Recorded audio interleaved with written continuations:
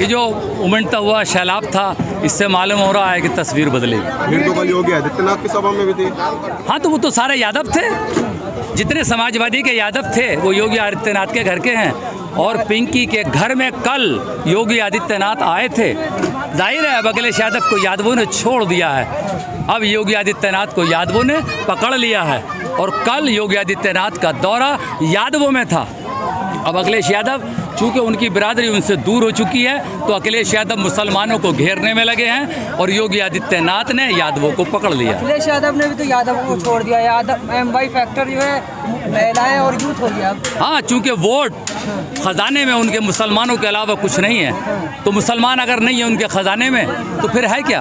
वो अब यादवों को छोड़कर मुसलमानों की तरफ भाग रहे हैं। लेकिन अब मुसलमान समझ गया है, उनका कायद बैरिस्टर असदुद्दीन ओवैसी हिस्सेदारी के लिए यूपी में दहाड़ लगा चुका है। और ये दहाड़ यूपी के मुसलमान जो नौजवान हैं उसकी समझ में आ गई है। वो अपने बूढ़े बाप को ले जाकर भी पोलिंग के दिन वोट पड़वाएगा। अब किसी की समझ में कुछ आए या ना आए। नहीं है तो 400 सीट ला रहे हैं, वो कुछ नहीं है उनके पास तो 400 सीट ला रहे हैं। हाँ, ये बात मैंने पहले भी कही थी कि योगी आदित्यनाथ भी 400 ला रहा है, अखिलेश यादव भी 400 ला रहा है, कांग्रेस भी 300 ला रही है, असदुद्दीन ओवैसी भी 100-150 ले आएंगे और बहुजन समाज पार्टी भी 350 ला रही है। हो सकता है विधानसभा उत्तर प्रदेश की सीटें 403 से बढ़कर 1603 हो जाए, इसमें कोई शक की बात नहीं। हवा में तीर तो हर कोई चला। इस बार असदुद्दीन ओवैसी साहब शेर शायरी करके जाते हैं, तो इससे कुछ क्या असर पड़ने वाला है इससे?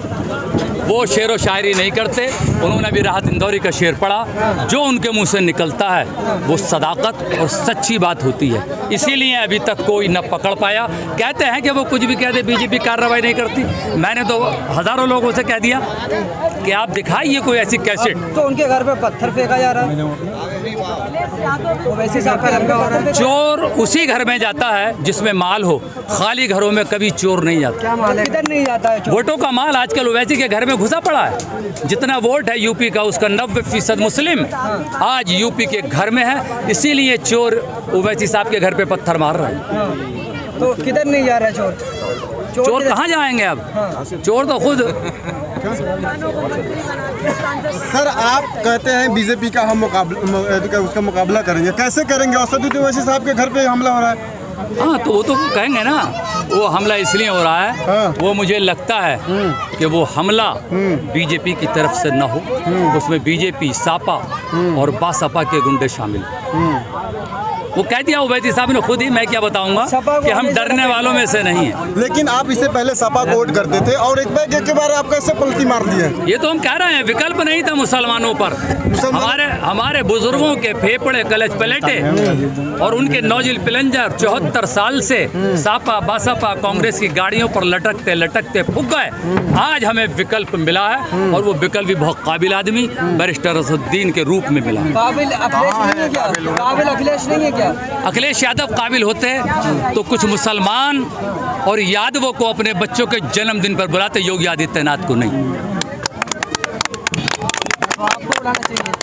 कुछ मुसलमानों को और यादवों को बुलाते हैं ना, जो उनका वोट बैंक है, तो योगी आदित्यनाथ को बुला रहे हैं। उनकी बहन की शादी हुई तब भी योगी आए, सैफई में शो हुआ तब भी मोदी आए। कहाँ बुलाते हैं वो मुसलमानों को? अब वोटों के टाइम पे याद आ रही है मुसलमानों को। आजम खान बैठते हैं, अब्दुल्ला आजम को बिठाते हैं बगल में। हाँ, अब अब्दुल्ला की ज़रूरत है। जैसे मैंने पहले भी कहा था कि कांग्रेस की 2 बैलों की जोड़ी जो निशान था, उसमें एक बैल मुसलमान था और दूसरा बैल जाटव।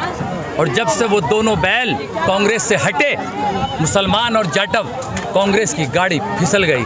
अब अखिलेश यादव पर चूंकि मुस्लिम वोट बैंक एमआई में खिसक गया है, अब उनको मुस्लिम चेहरों की जरूरत है। इमरान प्रतापगढ़ी कह रहे हैं कि मलाई खाई कांग्रेस के साथ 2013। इमरान प्रतापगढ़ी शायर है और जब मुशायरा हो तो उनकी ज़रूरत है, शायद इलेक्शन में उनका कुछ नहीं।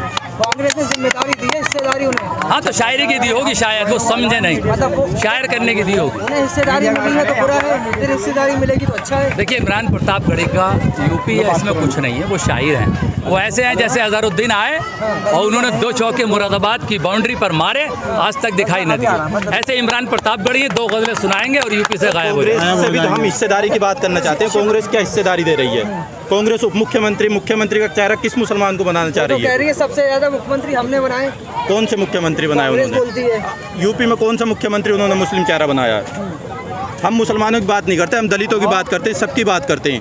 लेकिन इन्होंने हमारे लिए या जितने भी SC ST हैं इनके लिए क्या किया है, ये टोटल हमें इस्तेमाल करना चाहते हैं और इस्तेमाल करके फेंकना चाहते हैं। एक तेजपात के पत्ती, ओवैसी साहब ने, हमारे लीडर साहब ने कहा, तेजपात के पत्ते की तरह इस्तेमाल करना चाहते हैं, जो सिर्फ खुशबू दे और बाद में फेंक दिया जाए।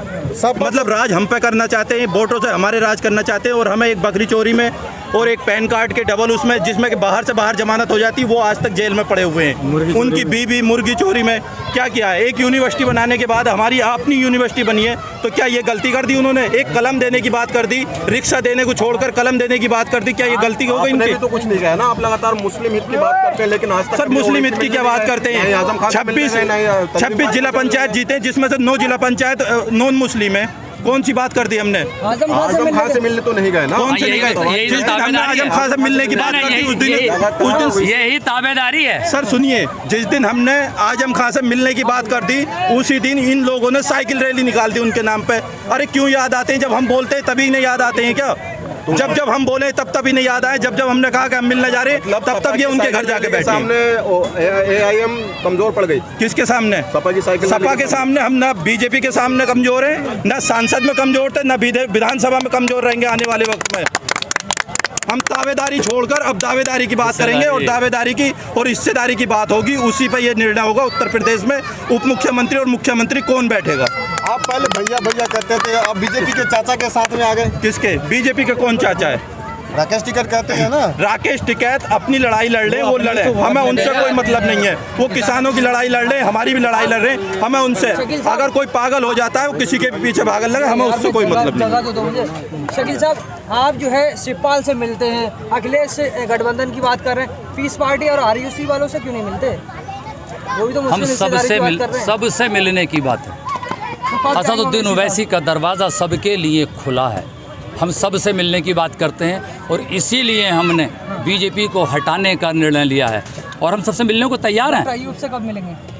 बहुत अभी 6 महीने हैं चुनाव में, हमारे सदर मोहतरम मिल रहे हैं, सबसे बात चल रही है। एक कदम बढ़ाए, हम 2 कदम उनके साथ बढ़ाने के लिए तैयार। कदम बढ़ रहे हैं, लोगों से बात चल रही है, बात चल रही है। शिवपाल यादव वगैरह सबसे बात चल रही है, वो तो चाचा भतीजे हैं।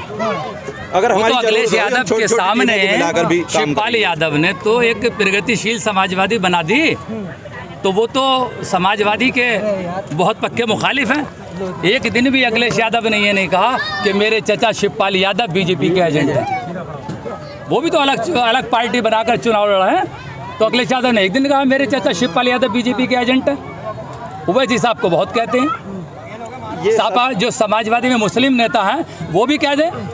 आप तो अपने MLA बनाएंगे सर, लेकिन मुख्यमंत्री किसे बनाएंगे? देखिए, हमने कहा, अभी मैंने अपने भाषण में भी कहा कि हम प्रधानमंत्री और मुख्यमंत्री नहीं बन सकते, ये बात सही हम भी मानते हैं, लेकिन उसमें हिस्सेदारी लेंगे। राकेश टिकैत ने जो चाचा कहा, उसकी वजह मालूम है क्या है? कल तक राकेश टिकैत का मुंह बंद था, अब चूंकि वो 2% जाट है और अखिलेश यादव ने 23% मुसलमान को छोड़कर, नज़रअंदाज करके, परे पुष्ट डालकर 2% जाट को मुख्यमंत्री बनाने की बात कही है, तो टिकैत साहब की जुबान खुल गई, चाचा कहने लगे। आज तक वो खिलाफ ना बोले योगी साहब के, उनके ओवैसी साहब के।